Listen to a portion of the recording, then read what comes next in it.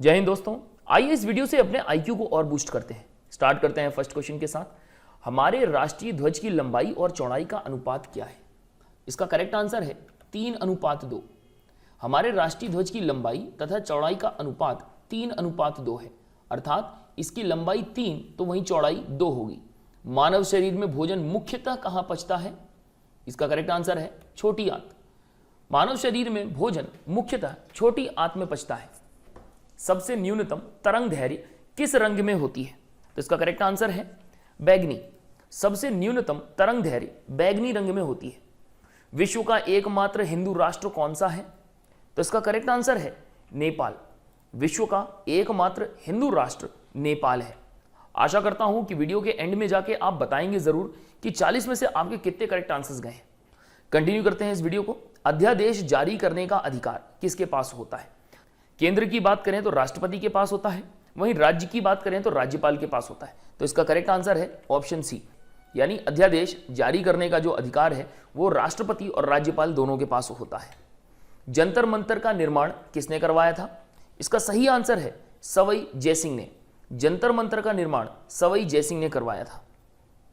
अगला प्रश्न है राजीव गांधी खेल रत्न पुरस्कार, इसके प्रथम विजेता कौन है? इसका करेक्ट आंसर है विश्वनाथ आनंद। विश्वनाथ आनंद प्रथम विजेता है राजीव गांधी खेल रत्न पुरस्कार के। ध्यान रखिएगा, इसका नाम चेंज कर दिया गया है। इस खेल रत्न पुरस्कार का नाम बदलकर मेजर ध्यानचंद खेल रत्न पुरस्कार कर दिया गया है। बंगाल का बाघ किसे कहा जाता है? इसका करेक्ट आंसर है आशुतोष मुखर्जी को। आशुतोष मुखर्जी को बंगाल के बाघ के नाम से भी जानते हैं। अगला प्रश्न है सीआईएसएफ एकेडमी कहां पर किस राज्य में स्थित है? इसका करेक्ट आंसर है तेलंगाना। सीआईएसएफ एकेडमी या अकादमी ये तेलंगाना राज्य में स्थित है। पृथ्वी के चारों ओर परिक्रमा करने में चंद्रमा को लगभग कितने दिन लगता है? इसका करेक्ट आंसर है 27.3 दिन। पृथ्वी के चारों ओर परिक्रमा करने में चंद्रमा को लगभग 27.3 दिन लग जाते हैं। अंकलेश्वर तेल क्षेत्र किस राज्य में स्थित है? इसका करेक्ट आंसर है गुजरात। अंकलेश्वर तेल क्षेत्र गुजरात राज्य में स्थित है। अगला प्रश्न है चंदन के घने जंगल किस राज्य में स्थित है? ऑप्शन देखें, इसका करेक्ट आंसर है कर्नाटक। चंदन के घने जंगल कर्नाटक राज्य में स्थित है। अगला प्रश्न है शालीमार बाग की स्थापना किसने की थी? उस व्यक्ति का नाम बताना है, उस मुगल शासक का नाम बताना है। इसका करेक्ट आंसर है जहांगीर। शालीमार बाग की स्थापना जहांगीर ने की थी। भारत के राष्ट्रीय गान को गाने में कितना समय लगता है? इसका करेक्ट आंसर है 52 सेकंड। भारत के राष्ट्रीय गान को गाने में कुल 52 सेकंड का समय लगता है। हिंदी भाषा का प्रथम समाचार पत्र कौन सा था? इसका करेक्ट आंसर है उद्दंड मार्तंड। हिंदी भाषा का प्रथम समाचार पत्र उद्दंड मार्तंड था।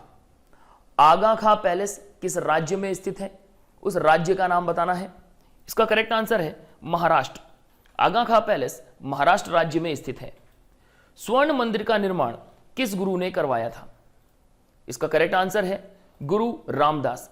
स्वर्ण मंदिर का निर्माण गुरु रामदास ने करवाया था। बीजक यह एक पुस्तक है, इसके लेखक का नाम क्या है? इसका करेक्ट आंसर है कबीरदास। बीजक के लेखक कबीरदास हैं। प्रजनन शक्ति में, रिप्रोडक्शन में कमी किस विटामिन के कारण होती है? इसका करेक्ट आंसर है विटामिन ई। देखिए डायरेक्ट क्वेश्चन आता है एग्जाम में, पूछते हैं कि प्रजनन शक्ति की कमी जो है किस विटामिन के कारण होती है, तो आपको डायरेक्ट आंसर लगाना है विटामिन ए। बिल्कुल कंफ्यूज मत होइए, सिर्फ और सिर्फ एक ही विटामिन है। अगला है सद्भावना दिवस, ये किस दिन मनाया जाता है? सद्भावना दिवस मनाया जाता है प्रत्येक वर्ष 20 अगस्त को।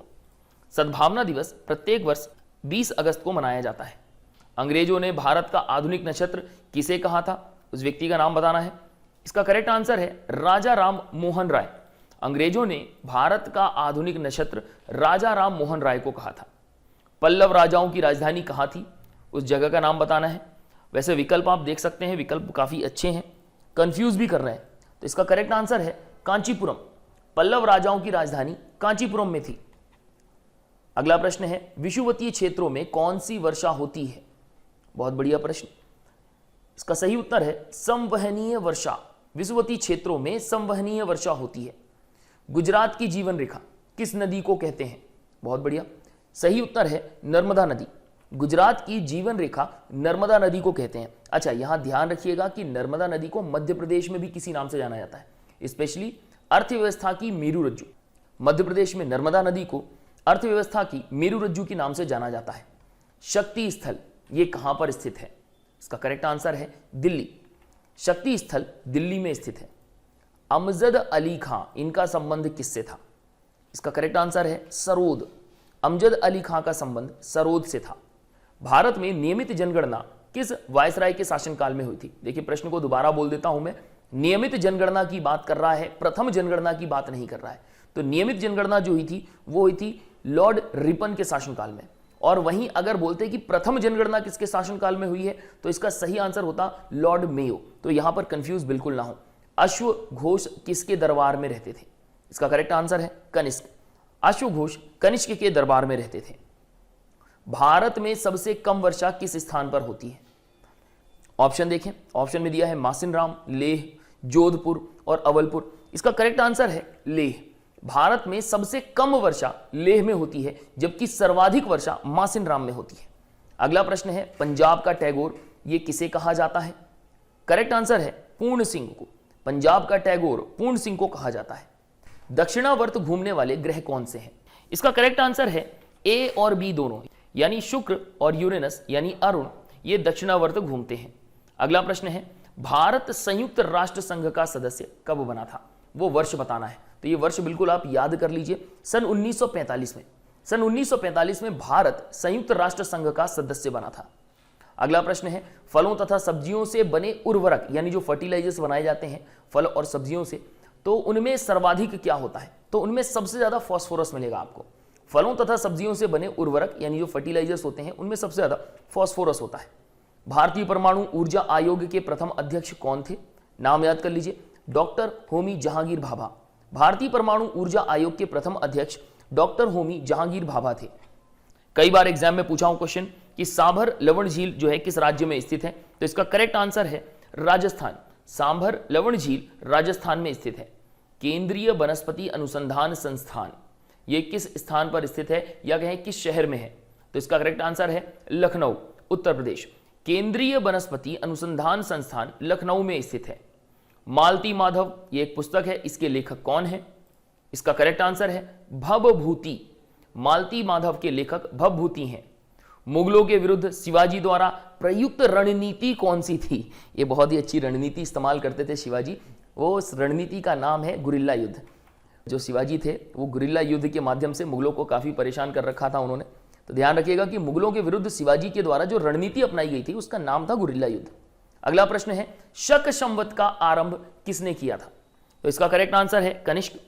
शक संवत का आरंभ प्रथम शताब्दी में कनिष्क के द्वारा किया गया था। डिफेंडिंग इंडिया अगेन एक पुस्तक है, इस पुस्तक के लेखक कौन है? इसका करेक्ट आंसर है जसवंत सिंह।